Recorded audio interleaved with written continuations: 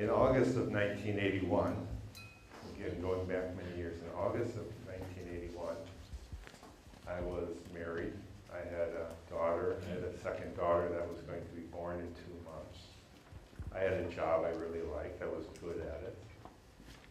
But I realized didn't give me a pathway to earn the kind of money I felt I needed to make to support my family in the future.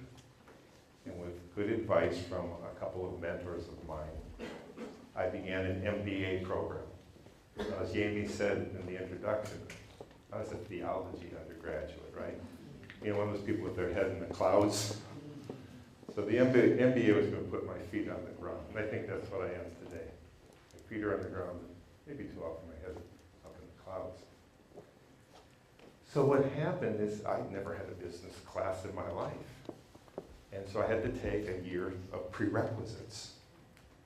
And this is interesting for me, maybe for you.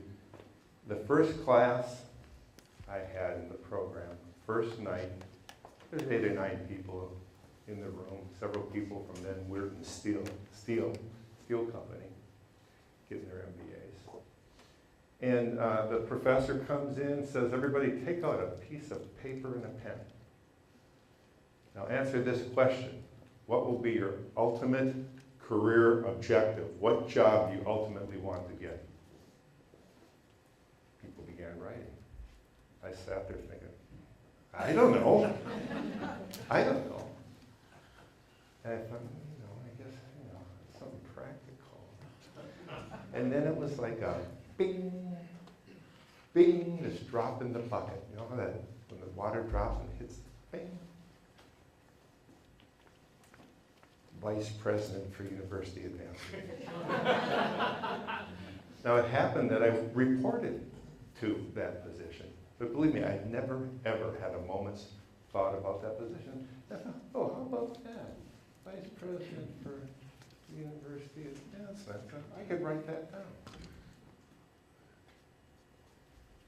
So, I had a friend, a good friend of mine, who was the development director at that college at that time. And I began to ask him questions about fundraising. And as my career began to expand further at that school, I had opportunities to engage in fundraising for programs and so on, interact with some donors.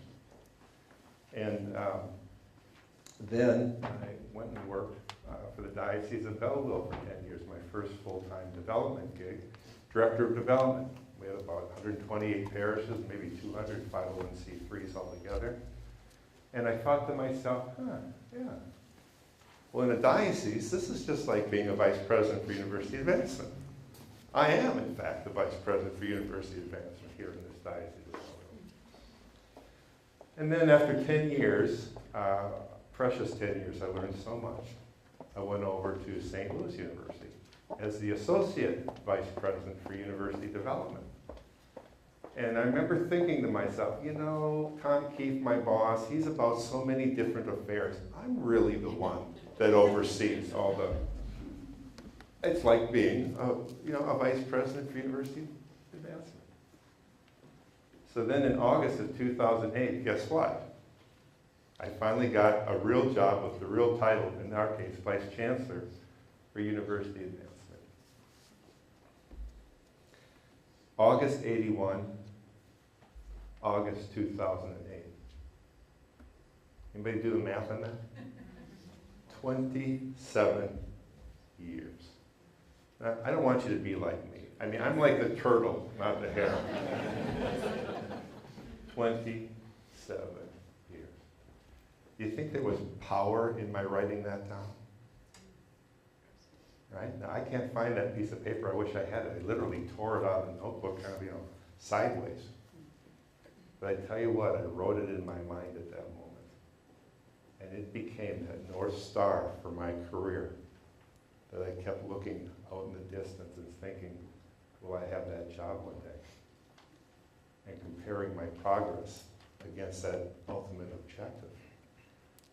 And now that I've been in this privileged role of service for 9 years, what I can say is those first years prepared me for the role.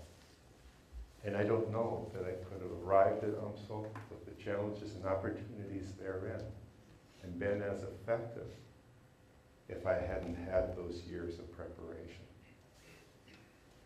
The power of writing it down is phenomenal. There's been studies. What's written down gets done more often. More gets accomplished by those who write it down. More gets accomplished by those who write it down.